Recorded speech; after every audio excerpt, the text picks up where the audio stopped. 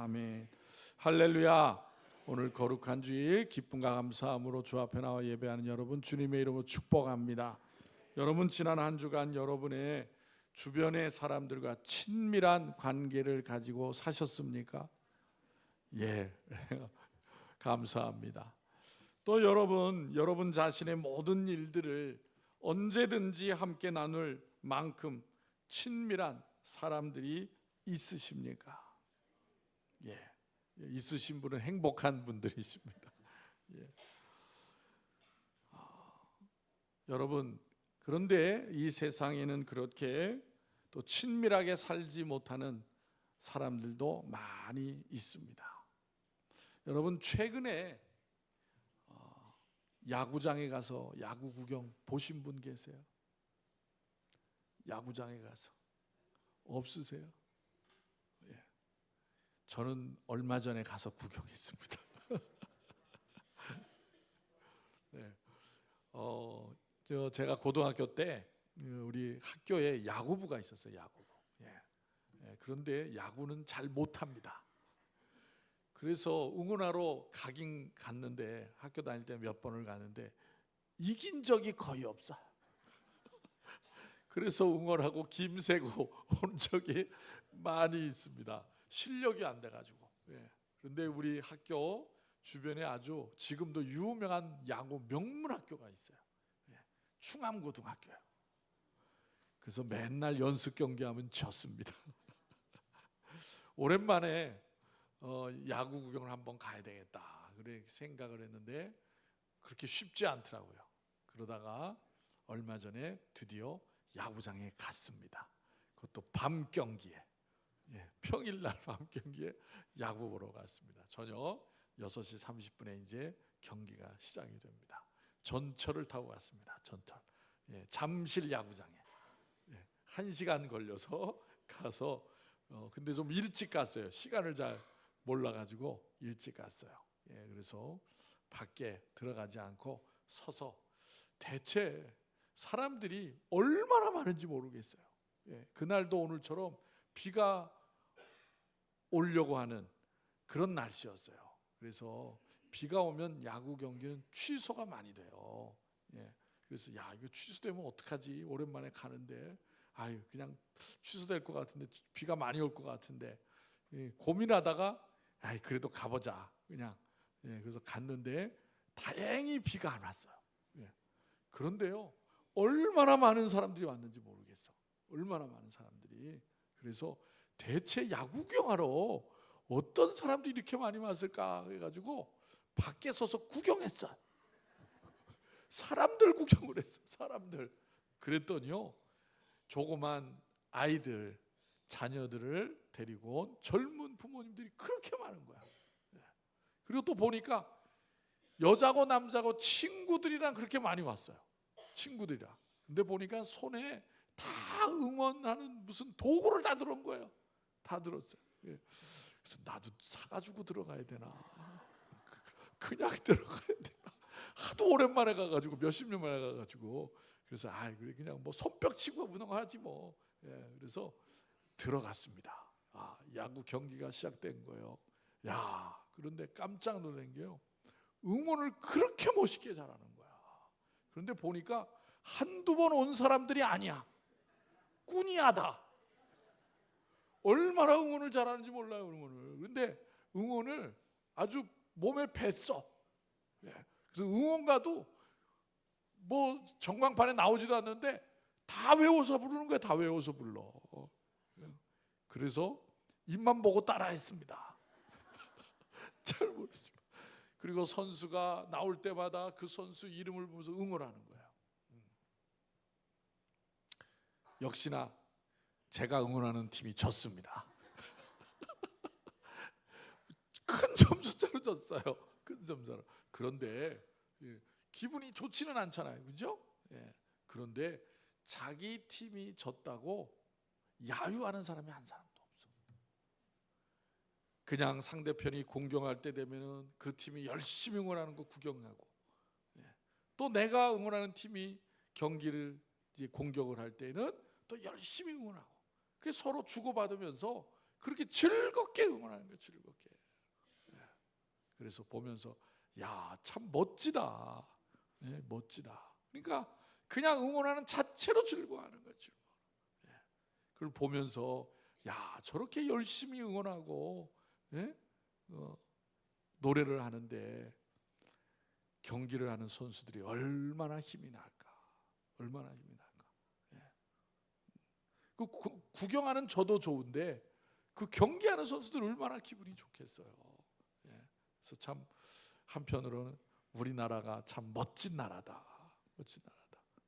그래서 구경을 잘하고 왔습니다. 여러분도 한번 가보세요. 특히 가니까 젊은 사람들만 온 게 아니야. 나이 든 분이 손자 손녀를 데리고 왔어. 그런 사람들이 많아요. 우리 연세 드신 분들, 젊은 사람들 길을 받으러 가시기 바랍니다. 얼마나 열심히 즐겁게 하는지. 야, 가볼 만하다. 자주는 아니래도 한 번씩은 가볼 만하다라는 생각을 했습니다. 여러분, 우리의 삶도 그렇게 즐겁고 신이 나게 그렇게 응원하며 살면은 얼마나 좋겠어요. 그런데 사실 세상은 그러지 못한 일들이 많이 있습니다. 오늘 본문에 나오는 다윗도 비록 한나라의 왕이지만 그 주위에 좋은 사람도 있었겠지만 오늘 본문은 좋은 사람들이 아니라 그와 관계가 손상된 사람들이 얼마나 많이 있었느냐라는 것을 나타내주고 있어요. 본 시편 25편 말씀을 보면은 그래서 원수, 수치를 당한 외로움, 곤고함과 환난, 그리고 배신과 미움이라는 말이 여러 번 언급되어지는 것을 볼 수가 있습니다. 다윗은 왕이었지만은 불행하게도 그의 주변에는 원수와 대적자들이 많이 있었다는 거예요. 왕이 되는 가정 속에서는 사울 왕에게 미움을 받고 쫓겨다니면서 죽음의 위협을 많이 겪었습니다. 그리고 왕이 되고 난 다음에는 자기 아들에게 배신을 당해서 쫓겨다니는 수치와 어려움을 겪었습니다. 친구여 부하여 추종자라고 생각하였던 사람들로부터 배신을 당하였습니다. 그들에게 많은 호의와 혜택을 주고 그들을 높은 지위에 세워주었는데 그러한 그들이 다윗을 배신하고 원수가 되어서 다윗을 죽일 음모를 꾸미고 궁지에 처하게 만들었다는 것입니다. 여러분, 그런데 이러한 일들은 옛날 일만은 아니다라는 거예요. 오늘날에도 권력과 엄청난 재물을 가지고 있는 사람들이 권력과 재물 때문에 여러 가지 문제를 일으키는 것을 우리는 볼 수가 있어요. 권력과 재물을 차지하기 위해 다른 사람을 해치고 자기가 죽을 지경이 되니까 자신만 죽을 수는 없다고 하면서 다른 사람들까지 끌어들여 가서 해를 받게 하는 일들이 수없이 일어나고 있는 것입니다. 처음에는 절친한 동지로 출발을 하였지만 나중에는 배신하고 원수가 되어 적이 되는 경우들을 볼 수가 있는 것입니다. 여러분, 우리가 살아가는 이 세상에서 이러한 일들이 안타깝게도 비일비재하게 일어나고 있다는 사실이에요. 재물과 권력과 지위와 명예와 성공을 추구하는 이 세상 속에서 이해관계를 따라서 미워하기도 하고 배신하기도 하고 원수를 맺기도 하는 것이 우리가 살아가는 세상의 모습인 것입니다. 그래서 친밀한 인간 관계가 깨어지고 약해지게 되는 것을 볼 수가 있는 것입니다. 본문의 다윗도 주위의 많은 사람들로부터 배신을 당하고 미움을 받고 원수가 되는 상황 속에서 얼마나 힘든 고통을 많이 겪었는지를 본문에서 표현하고 있는 것을 볼 수가 있습니다. 나는 외롭고 괴로우며 마음에 근심이 많다고 토로하면서 곤고와 환난을 당한다고 고백하는 것을 볼 수가 있습니다.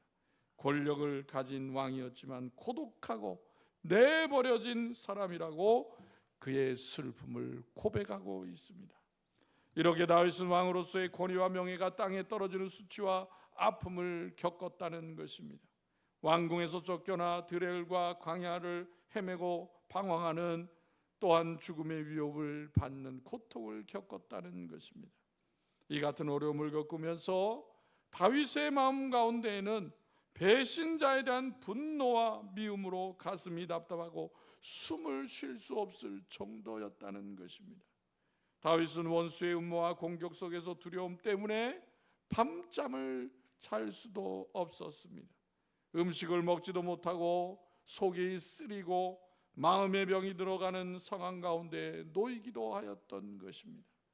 그런데 이런 고통을 어떻게 헤어나올 수 있었느냐라는 거예요.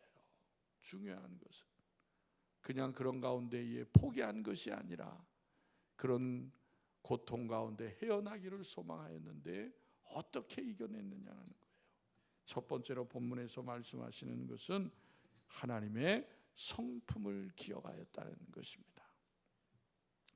다윗은 하나님께서 긍휼과 인자하심이 영원부터 계신 분이라는 사실을 기억하고 있습니다.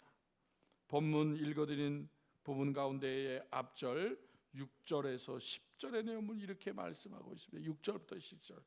여호와여, 주의 긍휼하심과 인자하심이 영원부터 있었사오니 주여 이것들을 기억하옵소서.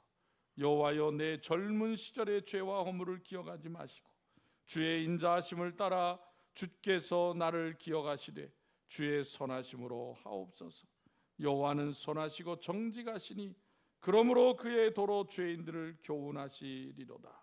온유한 자를 정의로 지도하시며 온유한 자에게 그의 도를 가르치시리로다. 여호와의 모든 길은 그의 언약과 증거를 지키는 자에게 인자와 진리로다 라고 하고 있습니다. 다윗은 하나님의 긍휼하심과 인자하심은 오래전 그의 조상 때부터 항상 베풀어지는 것을 기억하였던 거예요.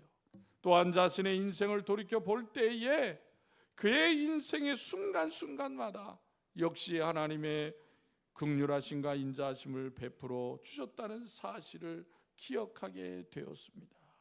본문 9절에 보면 온유한 자를 공의로 지도하시며 온유한 자에게 그의 도를 가르치시리로다라고 하고 있습니다. 여기에서 온유한 자라는 말은 죄로 인하여 하나님의 징계를 당하였을 때 하나님을 원망하고 불평불만을 토로하기보다는 하나님 앞에서 겸손하게 자신이 죄인됨을 시인하면서 자기의 죄를 고백하는 자를 온유한 자라고 표현하고 있는 거예요. 그리고 또한 그의 도라고 하는 말은 바른 생활 방식을 가리키고 있는 말입니다. 그리고 본문에서는 바른 생활의 방식이 결과인 구원을 의미하는 거예요. 즉 본문은 하나님은 징계를 당하여 겸손하게 자기의 죄인됨을 인정하고 회개하는 자를 가르쳐서 구원의 길로 인도하신다는 다윗의 고백을 나타내는 말씀이에요. 다윗은 자기에게만 환난을 자기 죄에 대한 하나님의 징계로 인식하였습니다.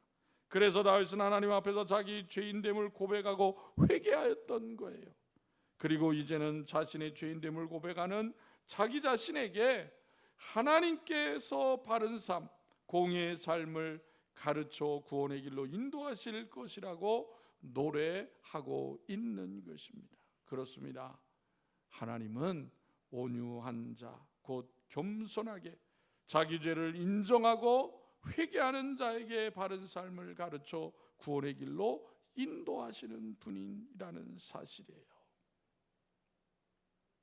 여러분, 본문에 다윗은 고난을 겪을 때에 아마도 내가 왜 이런 고난을 겪어야 되느냐, 이런 수치를 당해야 되느냐 하나님을 원망하는 마음도 생겼을 거예요. 그러나 하나님 앞에 자기 자신을 되돌아볼 때에 자기의 죄가 크다는 것을 깨달은 거예요. 그러므로 겸손히 하나님 앞에 자신의 죄인됨을 인정하고 회개하고 하나님의 긍휼하심과 인도하심을 의지하는 우리 성도들이 되시기를 바랍니다.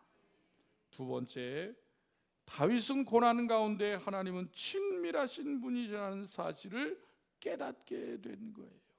우리 다 같이 14절을 읽겠습니다. 14절 다 같이 시작. 여호와의 친밀하심이 그를 경외하는 자들에게 있으며 그의 언약을 그들에게 보이시리로다. 아멘. 여기서 친밀함이라고 하는 말은 의논하다, 협의하다라는 뜻을 가진 말이에요. 즉 하나님께서 그 친밀함을 보여주는 대상은 언제든지 하나님을 만나 대화를 할 수 있다는 것을 의미하는 말입니다. 이것은 달리 말하면 하나님의 뜻을 알 수 있다는 것을 의미하고 있는 거예요. 이런 은혜는 여러분 아무에게나 주어지는 것이 결코 아니에요. 오직 하나님을 경외하는 자에게만 주어지는 하나님의 특별한 선물인 것입니다. 여러분 참 성도는 어떤 사람일까요? 무엇보다도 참 성도는 하나님의 뜻을 알기를 원하는 사람이에요. 왜 그렇습니까? 그래야 형통한 삶을 살 수 있기 때문이에요. 그것을 알기 때문인 것입니다. 하나님이 세상 만자의 주제이심으로 하나님의 뜻을 알게 되어질 때에 우리는 이 땅에서 형통한 삶을 살 수 있는 거예요. 그러면 하나님의 뜻을 어떻게 하면 알 수 있습니까? 본문에 뭐라고 그랬어요? 하나님과 친밀한 교제를 나눌 수 있을 때에 가능하다라는 거예요. 여러분 사람들 간의 관계에서도 누구의 뜻을 알고자 한다면 그와 친밀한 교제가 있어야 하는 것입니다. 친밀한 교제를 통한 대화 속에서 상대방의 뜻을 알 수 있게 되는 거예요. 우리가 아는 사람들 가운데 친밀한 사람 관계 속에서 내 속에 있는 것들을 그러한 사람에게 얘기하게 되는 거예요. 그렇죠? 예.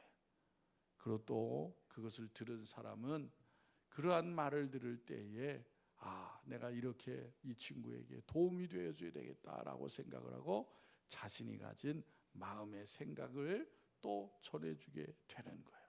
그래서 서로 위로를 받게 되는 것입니다. 그런데 여러분 하나님 앞에서도 마찬가지다 그 말이에요. 하나님의 뜻을 알려면 하나님과 친밀한 교제를 가져야 한다는 거예요. 아브라함은 하나님과 친밀한 교제를 나눈 사람이라고 성경은 말하고 있습니다. 그가 얼마나 하나님과 친밀했는지 하나님을 그를 가리켜서 하나님의 친구라고 부르셨다라는 거예요. 하나님은 그러한 아브라함을 향하여 나의 하려는 것을 아브라함에게 숨기겠느냐라고 말씀을 하셨던 것입니다. 즉 하나님은 그분과 친밀한 관계에 있던 아브라함에게 그분의 계획을 미리 말씀하여 주신 거예요. 예수님의 제자들도 예수님과 친밀한 교제를 나누었습니다. 그래서 요한복음 15장 15절에서 이렇게 주님이 말씀합니다. 이제부터는 너희를 종이라 하지 아니하리니 종은 주인이 하는 것을 알지 못함이라. 너희를 친구라 하였노니 내가 내 아버지께 들은 것을 다 너희에게 알게 하였음이니라 라고 말씀하신 거예요. 즉 아브라함처럼 예수님의 제자들 역시 예수님으로부터 하나님의 계획을 미리 들을 수 있는 특권을 입었다라는 것입니다. 그런데 이들에게는 공통점이 있습니다. 그것은 이들이 모두가 다 하나님을 경외하는 사람들이다라는 거예요. 여러분 하나님은 그분을 경외하는 자들을 친근히 하시고 그들과 교제하시며 그들에게 그분의 뜻을 보여주시는 분이십니다. 그러므로 우리가 하나님의 뜻을 알기를 원한다면은 하나님을 경외하는 성도가 되어야 되는 것입니다. 그분의 말씀에 온전히 순종해야 되는 것입니다. 하나님 말씀에 온전히 순종하는 삶으로 하나님을 진심으로 경외하는 성도들이 되시기를 바랍니다. 세 번째로 다윗은 어려운 가운데 하나님을 우러러보고 바라보았다는 사실이에요. 우리 다 같이 1절을 읽겠습니다. 1절 25장 1절 시작. 여호와여 나의 영혼이 주를 우러러 보나이다. 21절 읽겠습니다. 21절 다 같이 시작. 내가 주를 바라오니 성실과 정직으로 나를 보호하소서. 다윗은 고난 중에 하나님을 경외하는 마음으로 우러러 보고 바라보았다는 거예요. 다윗 주위에는 다윗을 미워하는 사람들로 가득 차 있었습니다. 그래서 그 사람들을 바라보면은 바라볼수록 숨이 막히고 두려웠다는 거예요. 그러나 다윗은 어디에서도 희망을 찾을 수 없고 누구에게도 의지할 수 없는 상황 속에서 이제 하나님을 바라보았다는 것입니다. 사면초가의 상황 속에서 눈을 들어 하나님을 바라본 것입니다.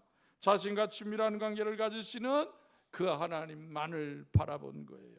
즉 하나님을 바라보며 하나님께 소망을 두고 하나님을 의지하였던 것입니다. 창세기 11장에 등장하는 아브라함 이전까지 인류는 노아의 후손이었음에도 불구하고 모든 사람이 다 타락하여 우상을 숭배하고 죄를 범함으로 하나님과 원수가 되어서 하나님의 진노를 받아야 하는 자들이 되고 말았습니다. 그런데 하나님은 그 같은 사람들 가운데에 누구를 택하셔요? 아브라함을 택하셔요. 그리고 부르실 때 아브라함도 하나님께서 미워하시는 우상 숭배를 하는 아버지의 집에서 75년 동안 살아온 사람이었다는 거예요. 즉 아브라함은 특별한 사람이 아니었다 그 말이에요. 그와 같은 아브라함이 하나님의 부르심에 순종하여 고향을 떠나고 하나님께서 어디로 인도하시는지 따라갔고 무슨 말씀을 하시는지 믿고 순종하였기 때문에 하나님을 믿는 것이 어떻게 하는 것인가라는 것을 본으로 보여주는 믿음의 조상이 되었다는 사실이에요. 이 같은 아브라함에게 하나님은 어떤 복을 주십니까? 인간이 아무리 지혜롭다고 해도 그 지혜를 알 수 없는 것이 미래에 대한 하나님의 계획입니다. 그런데 전능하신 하나님은 이 아브라함에게 그분의 마음에 가지고 계신 계획들을 마치 친구처럼 아브라함에게 숨김없이 다 가르쳐 주었다는 것입니다. 창세기 18장 17절 18절에 보면 이렇게 말씀합니다. 여호와께서 이르되 내가 하려는 것을 아브라함에게 숨기겠느냐? 아브라함은 강대한 나라가 되고 천하 만민은 그로 말미암아 복을 받게 될 것이 아니냐라고 말씀하셨던 거예요. 성도 여러분, 이 시간 본문 말씀은 하나님께서 과연 어떤 사람에게 친밀하게 하시고 은혜를 베푸시는지를 그 비밀을 가르쳐 주시는 거예요. 다윗은 고난 가운데 어떻게 했어요? 하나님을 우러러 보았다는 것입니다. 여기서 우러러 본다는 말은 소망을 둔다라는 말이에요. 즉 다윗은 비록 원수들로 인해 괴로움을 받고 있지만 그럼에도 불구하고 하나님의 자녀로 하나님만 의지하고 하나님께만 소망을 두겠다는 다짐을 하고 있다는 것입니다. 말하자면 다윗의 소망은 결코 세상의 환경에 있는 것이 아니라 전적으로 하나님께 있음을 고백하고 있는 것입니다. 일반적으로 여러분 사람들은 환경의 지배를 받습니다.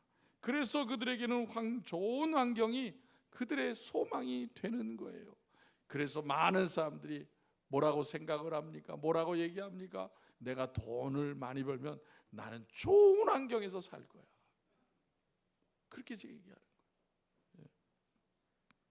그러나 다윗은 환경의 변화와 관계없이 하나님이 나의 소망이라는 것입니다. 그래서 다윗은 하나님만 의지하였던 것입니다. 다윗은 한평생 많은 우여곡절이 있었지만 마치 키를 잡고 배를 운항하는 선장이 오직 해도를 따라서 전방을 주시하는 것처럼 어떤 형편과 처지에 있든지 오직 하나님만을 바라보며 살았던 사람이 바로 다윗이라는 것입니다. 본문 5절을 보면 주의 진리로 나를 지도하시고 교훈하소서. 주는 나의 구원이시니 구원의 하나님이시니 내가 종일 주를 기다리나이다 라고 하고 있습니다.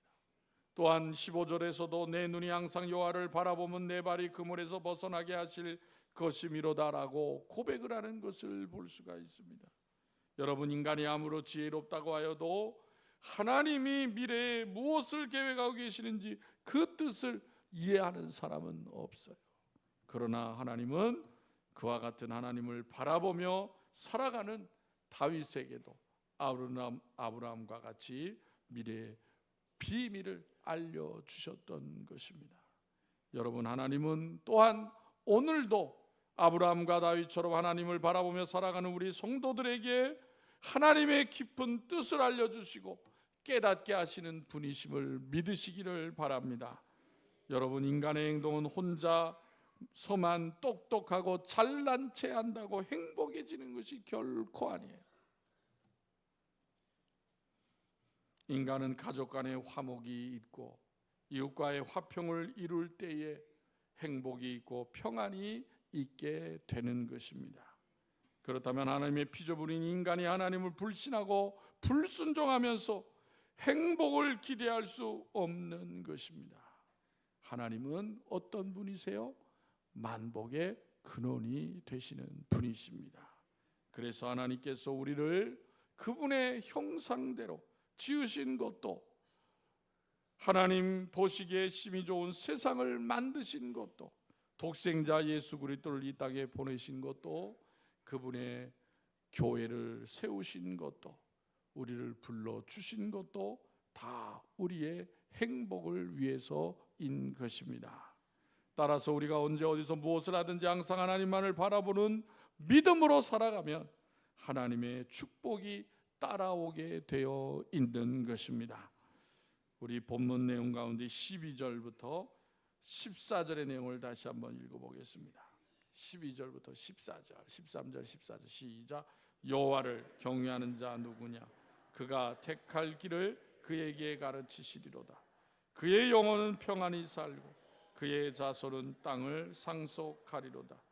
여호와의 친밀하심이 그를 경외하는 자들에게 있으며 그의 언약을 그들에게 보이시리로다. 아멘. 여러분, 이 말씀이 바로 나에게 주시는 말씀인 것을 믿으시기를 바랍니다. 다윗은 본문에서 하나님만을 우러러 보았다고 하였습니다. 그것은 단지 그가 어려울 때만 그랬다는 얘기가 아니에요. 그가 형통할 때에도 오직 그 마음과 영혼이 하나님만을 바라보았고, 심지어 범죄로 인하여 하나님의 징계를 받을 때에도 하나님만을 바라보았다는 것입니다. 하나님은 그때마다 선지자를 통해서 그를 깨우쳐 주셨고 그의 기도를 들으시고 갈 길을 가르쳐 주셨고, 수많은 전쟁으로 어려움을 겪지만 그 전쟁에서 승리하게 만들어 주셨다는 것입니다. 성도 여러분, 그러므로 만왕의 왕이시여 전능하신 하나님과 여러분 친밀한 교제를 나누고 그 하나님을 경외하며 살아가는 성도들이 되시기를 바랍니다. 우리가 드리는 예배를 통해서, 기도와 찬송을 통해서, 또 감사하는 삶을 통해서 더욱더 하나님과 친밀한 교제를 나누는 삶을 살아가고, 또한 우리의 갈 길을 인도하시며 은혜를 받는 그런 하나님의 복을 날마다 경험하며 살아가는 성도들이 다 되시기를 주님의 이름으로 축원합니다. 기도드리겠습니다. 하나님 아버지, 감사합니다. 험난한 세상 가운데에 고난을 겪게 되지만은 낙심치 않고 하나님을 바라보며 위로를 받고 소망을 가졌던 다윗과 같이 이 시대를 사는 사랑하는 성도들도 세상에 뜻하지 않는 많은 죄악으로 말미암아 고난을 겪을지라도 낙심하지 않고 불평하지 아니하고 우리 자신을 되돌아보며 하나님 앞에 회개하며 또 언제나 변함없이 우리와 함께 하시고 찾아와 주시는 하나님의 친밀하심이 있는 것을 기억하고 그 하나님을 우러러 바라보며 소망을 갖고 그 하나님을 경외하는 삶을 살아가는 성도들이 되어지게 하여 주시옵소서. 아버지 하나님, 이 세상에 아직도 많은 재난과 환난으로 고통을 겪는 백성들이 있사오니 그들을 불쌍히 여겨주시고 하나님의 도우심과 역사하심으로 회복케 하여 주옵소서. 이 나라 이 백성도 하나님 불쌍히 여겨주시옵소서. 이 나라가 하나님을 잃어버리지 않게 하여 주시옵시고 하나님을 찾고 하나님의 지혜를 구하여서 하나님 앞에 더 귀하게 쓰임받는 이 나라 이 백성 되어지게 하여 주시옵소서. 대통령과 위정자들이 하나님 앞에 교만하지 않게 해주시고 겸손한 마음으로 하나님을 의지하게 해주시고 하나님의 지혜를 구하는 위정자들이 되어지게 하여 주시옵소서. 아버지 하나님, 사랑하는 성도들이 없나는 세상을 살아갈 때에 오직 하나님께 소망을 두고 하나님의 말씀으로 지혜를 얻는 삶으로 말미암아 세상 곳곳에서 하나님의 도우심과 역사하심을 증거하는 삶이 되어지게 하여 주시옵소서. 우리의 가정에 사랑하는 자녀들이 믿음 잃지 않게 하여 주시고 하나님의 말씀으로 꿈을 갖게 하여 주옵시고 하나님 앞에 잘 쓰임받는 삶을 살아가게 인도하여 주시옵소서. 세상에 험난한 또 어려움을 해서 육신의 고통과 또 고난 가운데 있는 성도들을 기억하여 주시고 은혜 베풀어 주시기를 원합니다. 병마로 말미암아 낙심하지 않게 하여 주옵시고 하나님의 권능의 손길로 어루만져 주시고 치료하여 주시어서 하나님 앞에 건강하게 더 귀하게 쓰임받는 삶이 되어지게 하여 주옵소서. 아버지 하나님, 금년도 또 성경학교 수련회가 시작되었사오니 우리 교회 학교의 자녀들 하나님의 말씀을 잘 배우게 하여 주옵시고 예수님과 함께하는 삶이 얼마나 복되고 귀한 것인가를 다시 한번 깨닫게 하여 주시옵시고 하나님의 말씀 가운데에 아름답게 성장하는 우리들의 교회 학교 자녀들이 다 되어지게 하여 주옵소서. 수고하는 교사들, 교육자들 하나님 피곤치 않게 해주시고 은혜로운 성경학교와 또 수련회가 안전하게 또 진행되어질 수 있도록 은혜 베풀어 주시옵소서. 주님의 몸된 교회가 하나님의 말씀을 참배하게 잘 증거하게 하여 주시옵시고 우리 교회를 통하여 많은 영혼들이 주님을 만나는 결실이 맺게 하여 주시옵소서. 사랑하는 성도들이 매일 삶 가운데 주님이 동행하심으로 힘을 얻게 하여 주옵시고 기쁨과 감사가 그 그리스도의 향기가 되어 잘 나타나는 삶이 되어지게 하여 주옵소서. 우리의 능력 되시고 우리의 보호자가 되시는 예수님의 이름으로 감사하며 기도하옵나이다. 아멘.